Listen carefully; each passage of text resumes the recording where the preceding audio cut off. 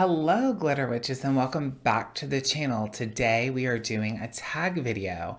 It is Ravenflower's yearly tag, and I was tagged by the lovely purple goddess herself, Owlvine Green, and I wanted to go ahead and honor that tag, and I'm really interested in all the questions. I've been watching a couple of the tags. There's quite a few in my watch later list for me to watch, but everyone seems to have such interesting answers, and I'm really excited to jump in this. So let's go ahead and get started, Glitter Witches.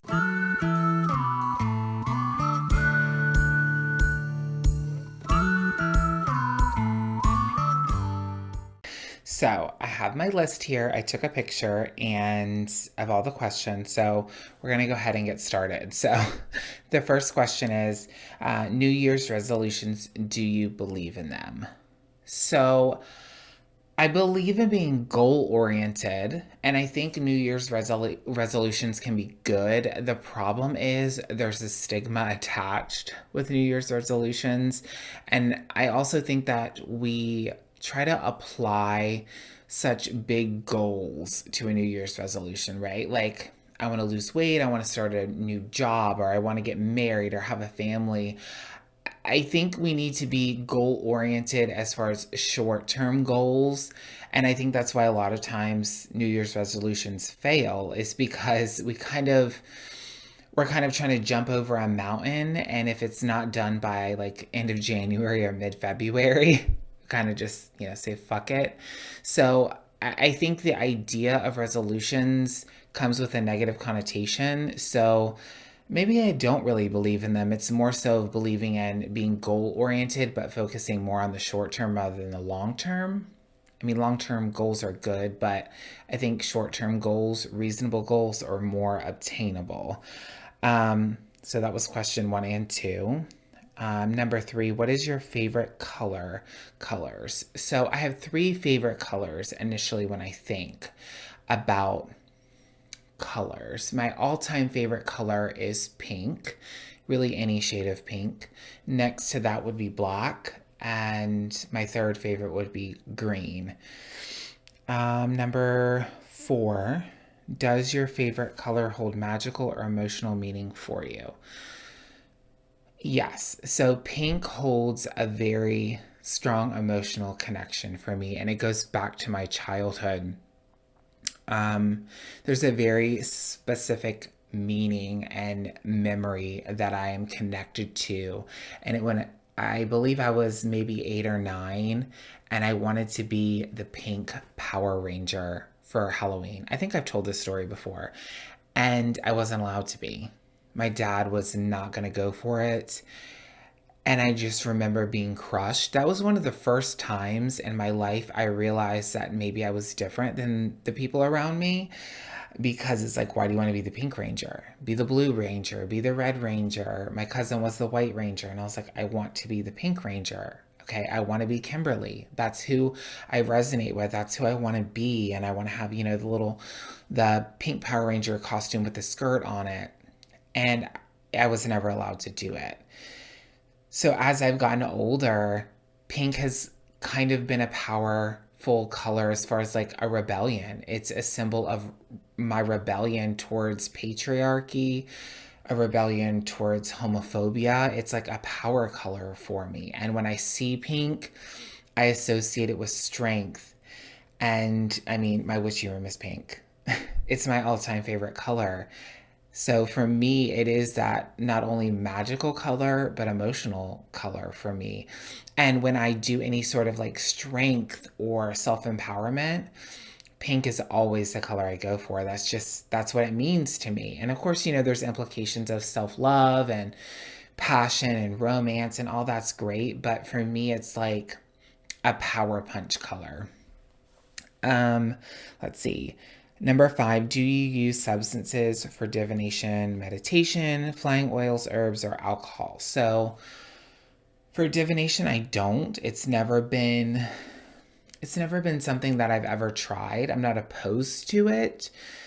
It's just something that I've never done, and I've never kind of had an interest in doing it. Now in meditation, I do like to use alcohol, because I feel like it allows me to get to a better place, to loosen up, to let my mind kind of wander. I like to get to that place of you're not sober, but you're not drunk. You're like in that in between, and lighting incense and cooling the temperature in the room and putting on meditative music, or even like a meditation walkthrough, a guided meditation. I feel like that space is almost liminal, and it allows you to kind of just drift. Your mind can just drift into another place. And I find it so magical. And a lot of times it makes it easier, at least for me, to be in that loose space. And alcohol just helps intensify that. And I'm a wino. So any excuse to drink, I'm there for. Number 7, what is your favorite part of your practice? My favorite part of my practice is the surprise. It's the result or the lack thereof. The creation of the spell work and any sort of thing that you're creating is wonderful, and putting together the ingredients and the incantation or the intention, all of that is great.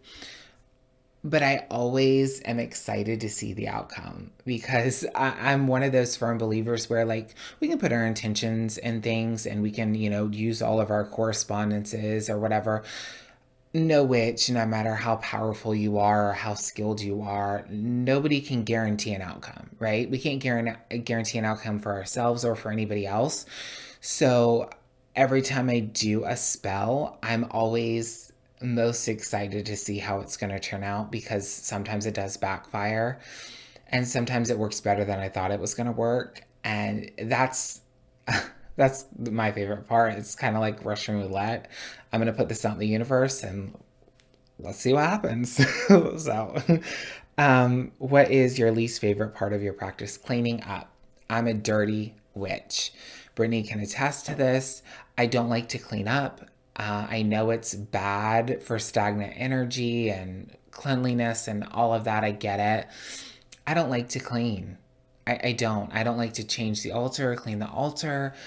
I create stuff and it just stays where it's at until I need to move it to do something else.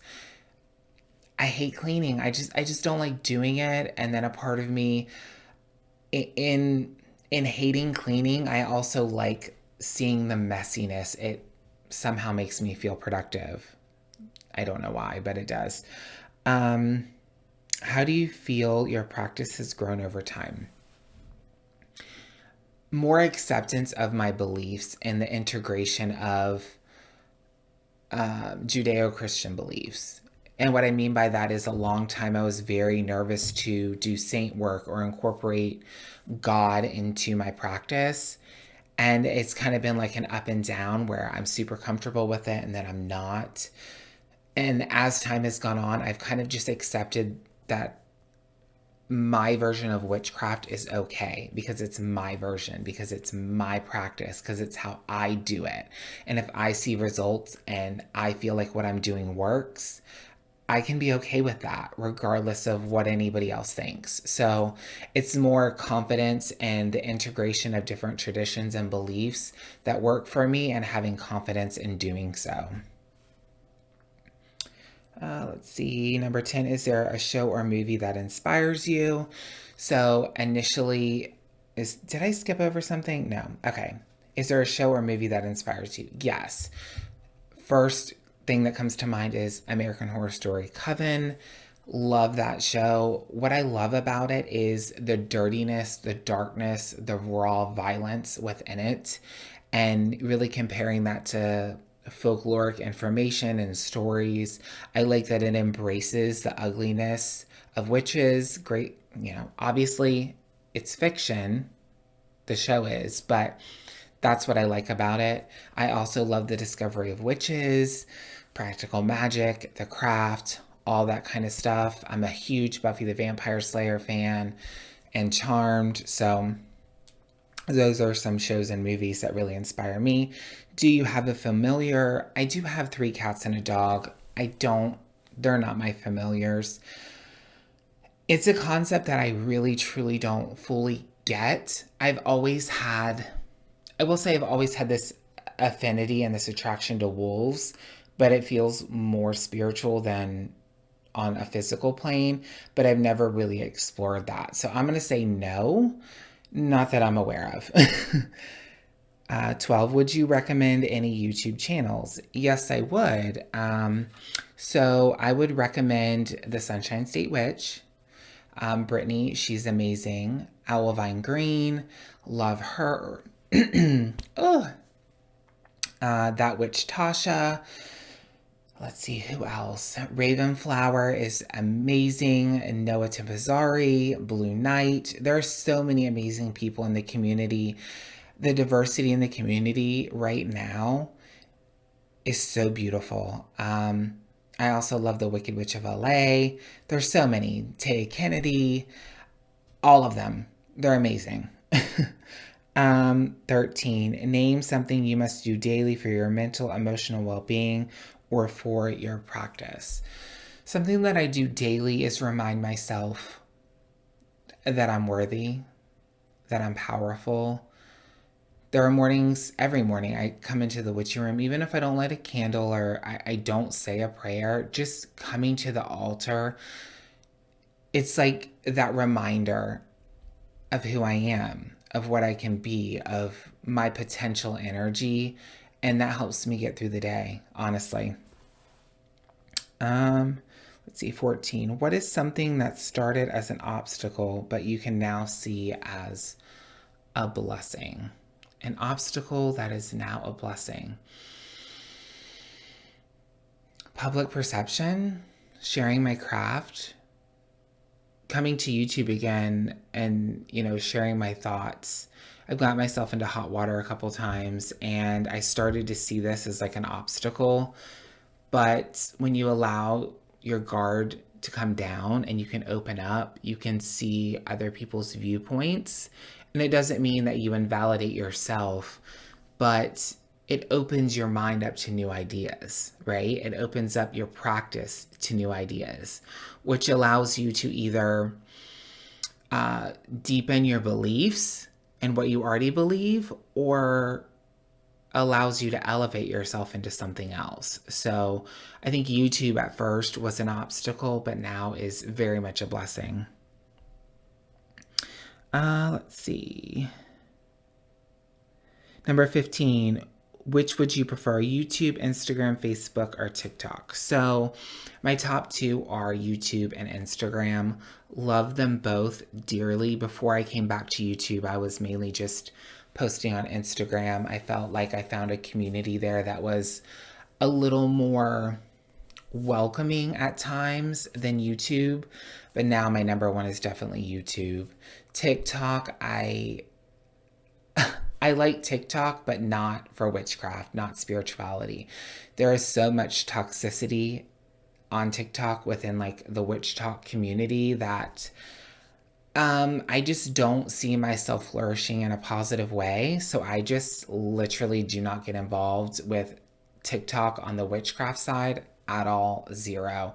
I don't engage. I don't watch. I don't have any part of it.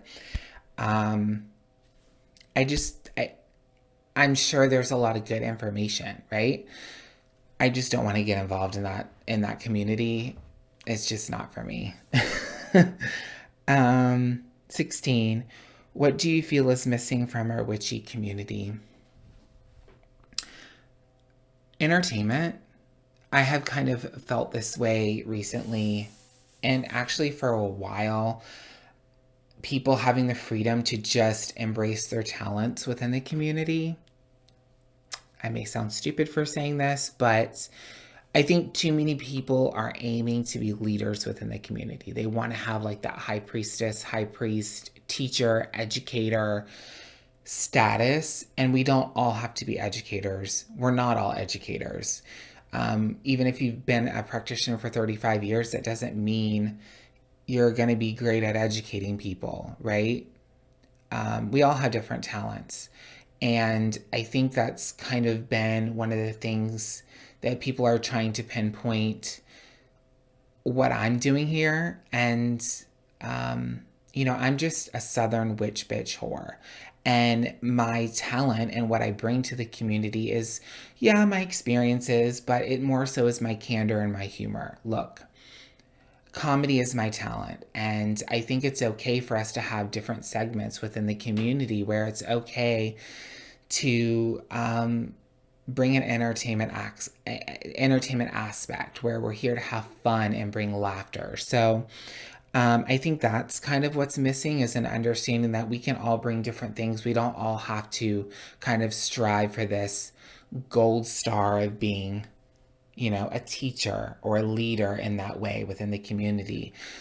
We can embrace each other's natural talents, even if it's not as an educator or as a leader. 17. How much space do you use for supplies and spell work? So this altar here is a working altar. So any sort of divination, spell work, that is pretty much it. And then all of my storage as well. Okay, I'm just realizing there's a toilet paper roll there. Yeah, that's cute. So that's that. And then there's a Hecate altar over here as well. But that is strictly kind of for prayers and offerings. There's not really any specific spell work that happens there. 18, how many altars do you have in your home? I'm going to say 3. 2 are in the witchy room. 19, what is your favorite Sabbat? I'm going to be very basic in saying this. My favorite Sabbat is All Hallows Eve. Samhain is my favorite. I like the darkness and the mystery and the veil thinning. There's something very seductive about that. So Samhain is my all-time favorite. Next to that would probably be Yule. I'm very basic. I'm not someone who celebrates all the Sabbats. I'm trying to embrace it. I have been trying my hardest to embrace them and try to be more dedicated to that. But those 2 are my favorites. 20. Do you prefer tarot, runes, oracle deck, or pendulum? I would say my first number 1 is oracle because I feel more free in interpreting the cards. I feel like it's easier for me. Tarot can be very intimidating, but I have made a commitment to myself to engage more with tarot and study it more and allow myself to follow my intuition. We did an episode on wine and witchcraft with Danny Mystic, and we kind of really delved in deep to intuition and allowing yourself to just read the imagery on the cards and what is it telling you. So it's a lot about trusting myself with divination. And I'm a Virgo, I'm an earth sign, I'm very analytical to my detriment a lot of times. So it's something I'm trying to build on. I just haven't really mastered it yet, but tarot is definitely something I want to get better at. 21, are you out of the broom closet? So I am. I am pretty much out of the broom closet. Majority of my friends know about me being a witch. They know about my YouTube channel. They know about wine and witchcraft. A couple of my co-workers at my staff job that I just left knew about it, but it's not necessarily something that I advertise. As I travel for my new position, it's not something that I'm going to advertise. It's not something that I wear. If it comes up in conversation with somebody else, like somebody else is talking about witchcraft or something that's new agey, I will lend my thoughts and engage in that conversation and just kind of see where it goes organically. So for the most part, I'm out of the broom closet, but not completely. 22. Who are you going to tag in this video? So I'm going to tag 4 people. I can't talk. I'm sorry. I've had a Red Bull and it's 11:38 at night. I'm a little wired. So I'm going to tag the Stitchin' Witch. I would love to see what you have to say to these questions. You always have such an interesting perspective, and I have a lot of respect for you. So I would love to see your perspective. Taya Kennedy, also another one that's very thought provoking. I would love to hear her thoughts. The Shadow Moon Witch, Dana, and House of Witchcraft, Taryn. I would love to hear what she has to say and her answers to these questions. So if I did not tag you, please feel free to join in the 22 questions for 2022. I think it's a good way for us to get to know each other and help build the community.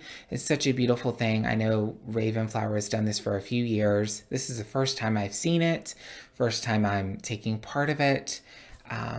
But it's really exciting. I actually did not even prepare my answers for this. The only thing I prepared was who I was going to tag.